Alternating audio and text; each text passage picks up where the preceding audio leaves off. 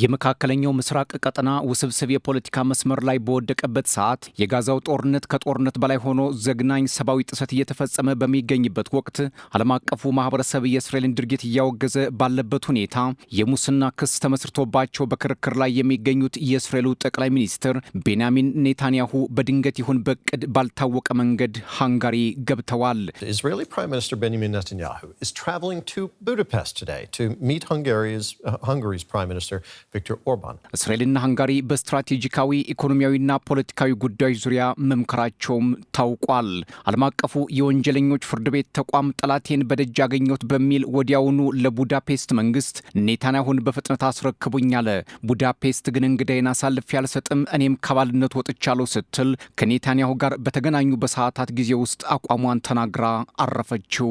ነገር ግን ሃንጋሪ ከፍርድ ቤቱ የአባልነት ስምምነት ለመውጣት መወሰኗን በጽሁፍ ለተባበሩት መንግስታት ዋና ጸሐፊ ማሳወቅ ይኖርባታል። ስለዚህ ሃንጋሪ ከተቋሙ ለመውጣት ገና በጅምር እንደሆነችም ያመላክታል ተባለ። In a defiant gesture towards the International Criminal Court, Benjamin Netanyahu is visiting Hungary. ዓለም አቀፉ የወንጀለኞች ፍርድ ቤት የተቋቋመበት የሮም ስምምነት አባል በሆኑ ሀገራት ውስጥ በሚፈጸሙ የዘር ማጥፋት፣ በሰብአዊነት ላይ የተፈጸሙ አሰቃቂ ድርጊቶች እንዲሁም በጦርነት ወንጀሎች የተሳተፉ አካላትን የመክሰስ ስልጣን እንዳለው የሚታወቅ ሲሆን ሃንጋሪ ተጠርጣሪ የተባለው ወንጀለኛ በቤቷ ሲመጣ አሳልፌ አልሰጥም ማለቷ ተቋሙ የማስፈጸም አቅሙ ላይ ጥያቄ አስነስቶበታል። አሜሪካ፣ ሩሲያ፣ ቻይናና እስራኤል እንዲሁም ሌሎች ሀገራት ፍርድ ቤቱ በግዛታቸው ውስጥ ስልጣን እንዲኖረው እውቅና ያልሰጡ ሀገራት መሆናቸውም ይታወቃል። የእስር ማዘዣ የወጣባቸው ኔታንያሁና ዮአቭ ጋላንት የፍርድ ቤቱን ውሳኔ ጸረ ሴማዊነት ሲሉ መቃወማቸው የሚታወስ ሲሆን የሩሲያው ፕሬዝደንት ቭላዲሚር ፑቲን የዚህ ፍርድ ቤት ሰለባ እንደነበሩ የሚታወቅ ቢሆንም የክሬምሊን ባለስልጣናት የተቋሙን የእስር ማዘዣ ከጉዳይ ሳይቆጥሩት ፑቲን ወደ ሞንጎሊያ ቀንተው በሁለቱ ሀገራት የሚደረገውን ዲፕሎማሲያዊ ንግግር አድርገው በሰላም ተመለሱ። ተቋሙ እዚህ ላይም ነጥብ መጣሉን አሳየ የሚል ነቀፌታም ቀረበበት። ሃንጋሪ ከ125ቱ የዓለም አቀፍ የወንጀለኞች ፍርድ ቤት መስራች አባል ሀገራት አንዷ እንደሆነች ቢታወቅም አሁን ከቡድኑ ራሷን ማግለሏ ፖለቲካዊ ወይስ ሉዓላዊነትን የማስከበር ፍላጎት የሚል ጥያቄ ማስነስቷል። የሃንጋሪው ጠቅላይ ሚኒስትር ቪክቶር ኦርባን አስተዳደር ውስጥ ከፍተኛ ባለስልጣን የሆኑት ገርግሊ ጉሊያስ በማህበራዊ ትስስር ገጻቸው ላይ ባሰፈሩት ጽሑፍ ቡዳፔስት ከዓለም አቀፉ የወንጀለኞች ፍርድ ቤት ትወጣለች ሲሉ መልእክት ማስቀመጣቸው ትልቅ አንድምታ እንዳለው የፖለቲካ ተንታኞች እየተናገሩ ይገኛል። የሃንጋሪ መንግስት ዓለም አቀፍ የህግ ማዕቀፎችን በመከተል ከፍርድ ቤቱ አባልነት የመውጣት ሂደቱን ይጀምራል ሲሉ የሀገሪቱ መንግስትን ውሳኔ አስታውቀዋል።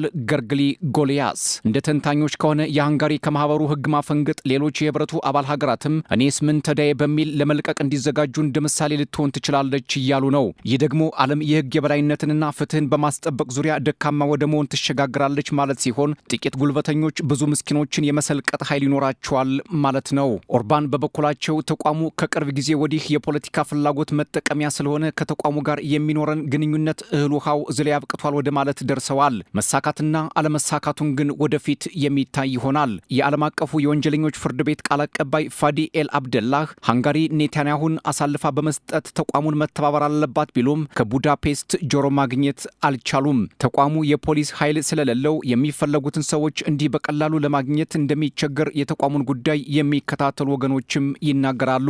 ኦርባን ኔታንያሁን ሲጋብዟቸው ለማንኛውም ችግር ኃላፊነት እንደሚወስዱ ቃል ገብተውላቸው ነው ወደ ቡዳፔስት ያቀኑት። አይሲሲ በሃንጋሪ ላይ ምንም ስልጣን እንደማይኖረው ላረጋግጥልዎ እወዳለሁም ብለዋቸዋል። የፍርድ ቤቱ ውሳኔ በቡዳፔስት ምንም ተፈጻሚነት እንደሌለውም ኦርባን እንቅጩን ተናግረዋል። ኔታንያሁና ኦርባን በሰጡት የጋራ ጋዜጣዊ መግለጫ ሃንጋሪ ከአይሲሲ ለመውጣት መወሰኗ ትልቅ ቆራጥነትና በመርህ ላይ የተመሰረተ ቦልድ ኤንድ ፕሪንሲፕልድ ሲሉ ኔታንያሁ አሞካሽተውታል። ኔታንያሁ በዚህ መግለጫ ላይ ከዚህ ሙሰኛ ተቋም መውጣት ትልቅ ረፍት ነው ካሉ በኋላ ሃንጋሪ የመጨረሻው ሀገር እንደማትሆን ተናግረዋል። ይህ የኔታንያሁ ንግግር ሌሎች ሀገሮችም መውጣት አለባቸው የሚል ድብቅ መልእክት ያዘለ ነው ሲሉ ፖለቲከኞች ነገሩን በሌላ መልክ ሰንጥቀው አይተውታል። ከዚህ ጋር በተያያዘ እስራኤል ዓለም አቀፉ የወንጀለኞች ፍርድ ቤት በግዛቷ ውስጥ ስልጣን እንዲኖሩ አትፈቅድም። ምንም እንኳ እስራኤል እንዲህ ብትልም ፍርድ ቤቱ በፈረንጆቹ 2021 ባሳለፈው ውሳኔ እስራኤል በወረራ ይዘዋለች በሚባለው ዌስት ባንክ፣ ምስራቅ ኢየሩሳሌምና ጋዛ ስልጣን እንዳለው ይናገራል።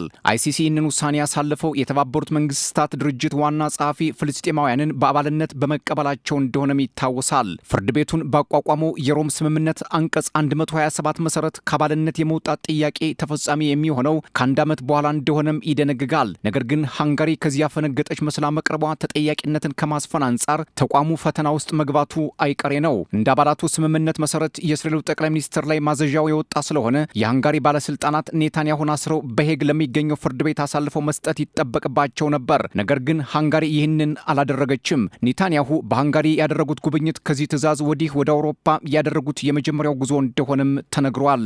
ኔታንያሁ ሃንጋሪ ሲደርሱ የሀገሪቱ መከላከያ ሚኒስትር በቡዳፔስት አየር ማረፊያ ተገኝተው ደማቅ አቀባበል አድርገውላቸዋል። ከአውሮፕላኑ ሲወርዱ ወታደሮች በቀይ ምንጣፍ ዙሪያ ተደርድረው የክብር አቀባበል ካደረጉላቸው በኋላ ኔታንያሁ ጠቅላይ ሚኒስትር ኦርባንን ለማግኘት ወደ ወታደራዊው ቤተ መንግስት አቅንተዋል። ኔታንያሁ ቡዳፔስትን የጎበኙት እስራኤል ሐማስ ላይ ጫና ለማሳደር በጋዛ የምትፈጽመውን ጥቃት ባጠናከረችበትና አዲስ ወታደራዊ ኮሪደር እየመሰረተች ባለበት ወቅት ነውም ተብሏል።